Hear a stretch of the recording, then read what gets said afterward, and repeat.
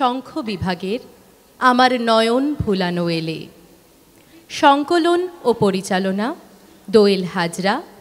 অংশগ্রহণে প্রত্যুষা, শালবনী, সঞ্চিতা, মধুমিতা, কৌশাম্ভী, সুমন, ত্রিনাঞ্জনা, সোহিনী, পাপিয়া, সোমা, চন্দ্রানী এবং মানালি। এখন আপনাদের সামনে পরিবেশিত হতে চলেছে কাব্যায়নের শঙ্খ বিভাগের আমার নয়ন ভুলানো এলে।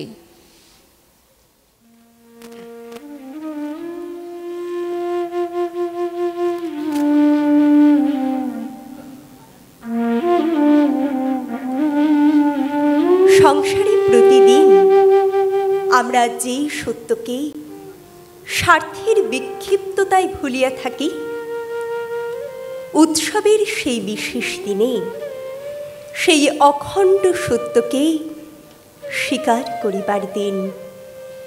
এই জন্য উৎসবের মধ্যে মিলন চাই।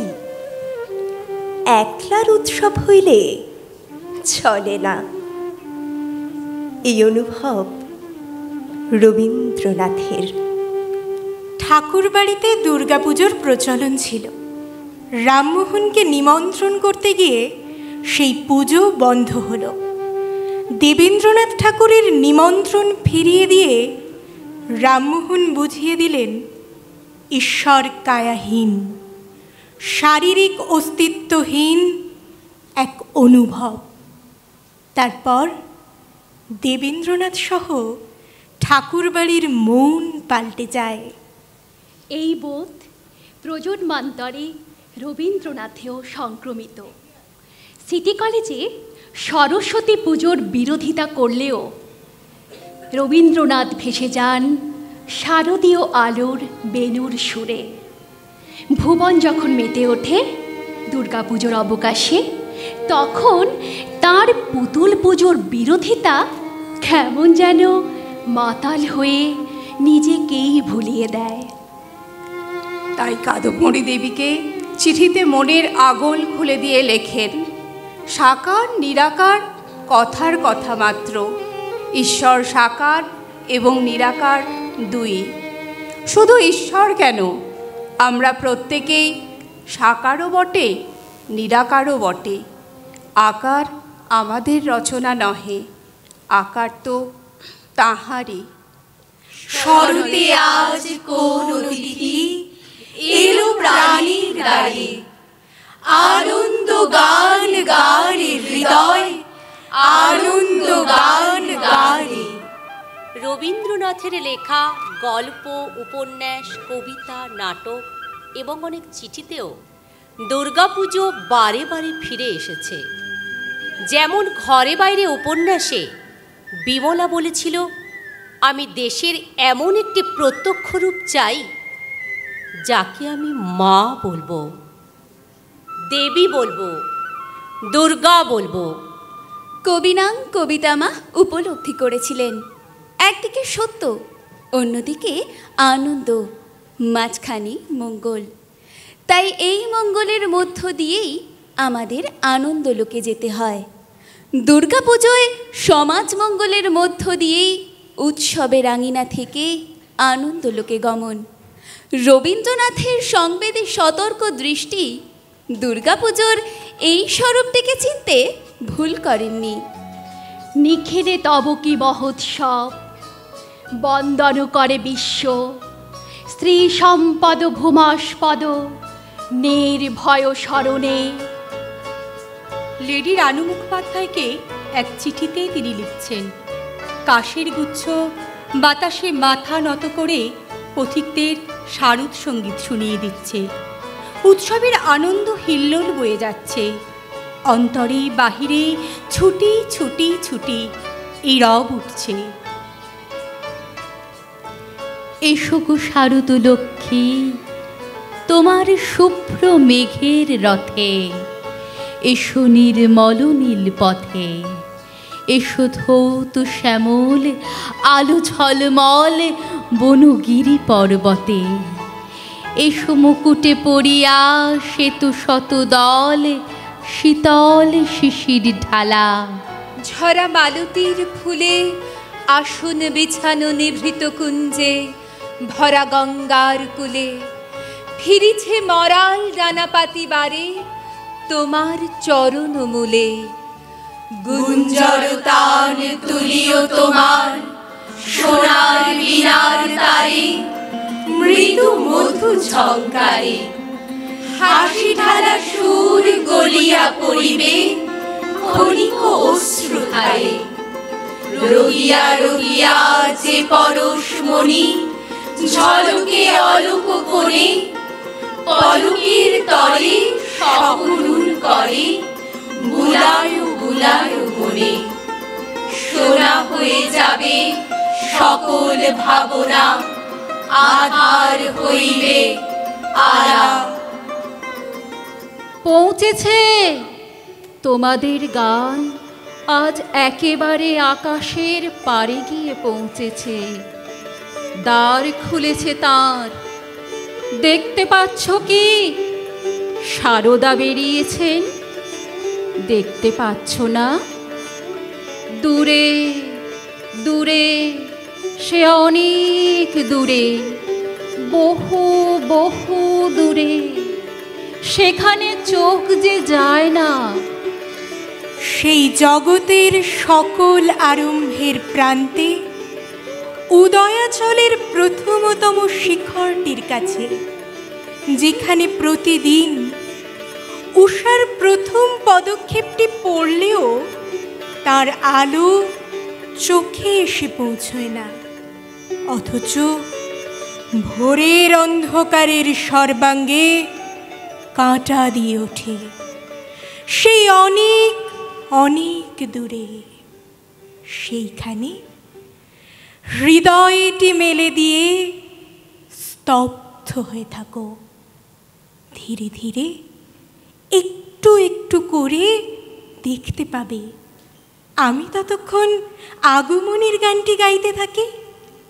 অমল ধবল পালে লেগেছে মন্দ মধুর হাওয়া, দেখি নাই কভু দেখি নাই এমন তরণী বাওয়া। অমল ধবল পালে লেগেছে কোন সুদূরের পার হতে আনে, কোন সুদূরের ধন ভেসে যেতে চায় মন, ফেলে যেতে চায় এই কিনারায়। সব চাওয়া সব পাওয়া, পিছনে ঝরিছে ঝড়ো ঝড়ো জল, গুরু গুরু দেয়া ডাকে, মুখে এসে পড়ে অরুণ কিরণ ছিন্ন মেঘের ফাঁকে। ওগো কান্ডারি, কে গো তুমি? কার হাসি কান্নার ধন ভেবে মরে মোর মন। কোন সুরে আজি বাঁধিবে যন্ত্র, কি মন্ত্র হবে গাওয়া? মন্দ মধুর হাওয়া, দেখি নাই কভু দেখি নাই এমন তরণী বাওয়া। অমল ধবল পালে লেগেছে। এবারে আর দেখতে পাইনি বলবার জো নেই। কই ঠাকুর, দেখিয়ে দাও না। ওই যে সাদা মেঘ ভেসে আসছে। হ্যাঁ হ্যাঁ ভেসে আসছে। হ্যাঁ, আমিও দেখেছি। ওই যে আকাশ ভরে গেল। কিসে? কিসে? এই তো স্পষ্টই দেখা যাচ্ছে, আলোতে আনন্দে। বাতাসে শিশিরের পরশ পাচ্ছ না? হ্যাঁ পাচ্ছি।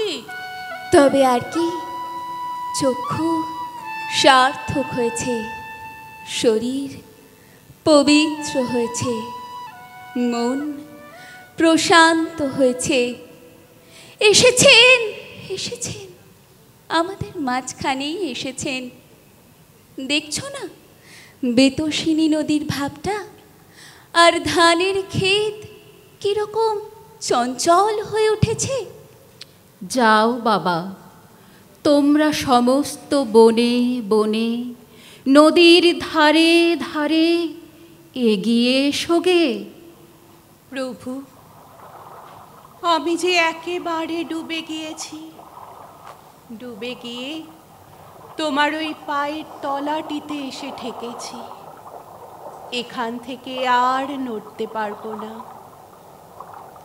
বাংলায় তখন শারদীয় আনন্দ উৎসবের প্রহর আসন্ন, চতুর্থী কিংবা পঞ্চমী। রবীন্দ্রনাথ এক চিঠিতে ভাইঝি ইন্দিরা দেবীকে লেখেন, কাল দুর্গাপুজো আরম্ভ হবে, আজ তার সুন্দর সূচনা হয়েছে। ঘরে ঘরে সমস্ত লোকের মনে যখন একটা আনন্দ হিল্লোল প্রবাহিত হচ্ছে, তখন তাদের সঙ্গে সামাজিক বিচ্ছেদ থাকা সত্ত্বেও সে আনন্দ মনকে স্পর্শ করে। এই কারণে সমস্ত বাংলাদেশের লোক যাকে উপলক্ষ করে আনন্দে ভক্তিতে প্লাবিত হয়ে উঠেছে, তাকে আমি মাটির পুতুল বলে যদি দেখি, তবে তাতে কেবল আমারই ভাবের অভাব প্রকাশ পায়। আজি কি তোমার মধুর মূরতি, হিরিনু শারদ প্রভাতে, হেমাত বঙ্গ শ্যামল অঙ্গ ঝুলিছে অমূল শোভাতে। পারি না বহিতে নদী জলধার, মাঠে মাঠে ধান ধরে না কোয়ার। ডাকিছে দোয়েল, গাহিছে কোয়েল, তোমারও কানন সভাতে। মাঝখানে তুমি দাঁড়াই জননী, শরৎ কালের প্রভাতে। জননী তোমার শুভ আহ্বান গিয়েছে নিখিল ভুবনে, নূতন ধান্যে হবে নবান্ন তোমার ভবনে ভবনে। অবসর আর নাহিক তোমার, আটি আটি ধান চলে ভারে ভার। গ্রাম পথে পথে গন্ধ তাহার ভরিয়া উঠিছে পবনে। জননী তোমার আহ্বান লিপি পাঠাই দিয়েছ ভুবনে। তুলি মেঘ ভার আকাশ তোমার, করেছ সুনীল বরণী। শিশির ছিটাই করেছ শীতল তোমার শ্যামল ধরণী। স্থলে জলে আর গগনে গগনে বাঁশি বাজে যেন মধুর লগনে। আসে দলে দলে তব দ্বার তলে, দিশি দিশি হতে তরণী। আকাশ করেছ সুনীল অমল, স্নিগ্ধ শীতল ধরণী। বহিছে প্রথম শিশির সমীর, ক্লান্ত শরীর জুড়ায়ে। কুটিরে কুটিরে নব নব আশা, নবীন জীবন উড়ায়ে। দিকে দিকে মাতা কত আয়োজন, হাসি ভরা মুখ তব পরিজন। ভাণ্ডারে তব সুখ নব নব, মুঠা মুঠা লয় কুড়ায়ে। ছুটেছে সমীর আঁচলে তাহার, নবীন জীবন উড়ায়ে। আয় আয় আয় আছো যে যেথায়, আয় তোরা সব ছুটিয়া। ভাণ্ডার দ্বার খুলেছে জননী, অন্ন যেতেছে লুটিয়া। ওপার হইতে আয় খেয়া দিয়ে, ওপাড়া হইতে আয় মায়ে ঝিয়ে। কে কাঁদে ক্ষুধায় জননী সুধায়, আয় তোরা সবে জুটিয়া। ভাণ্ডার দ্বার খুলেছে জননী, অন্ন যেতেছে লুটিয়া। মাতার কণ্ঠে শেফালি মাল্য, গন্ধে ভরিছে অবনী। জলহারা মেঘ আঁচলে খচিত, শুভ্র যেন সে নবনী। পড়েছে কিরিট কনক কিরণে, মধুর মহিমা হরিতে হিরণে। কুসুম ভূষণ জড়িত চরণে, দাঁড়াইছে মোর জননী। আলোকে শিশিরে কুসুমে ধান্যে, হাসিছে নিখিল অবনী। আলোকে শিশিরে কুসুমে ধান্যে, হাসিছে নিখিল অবনী।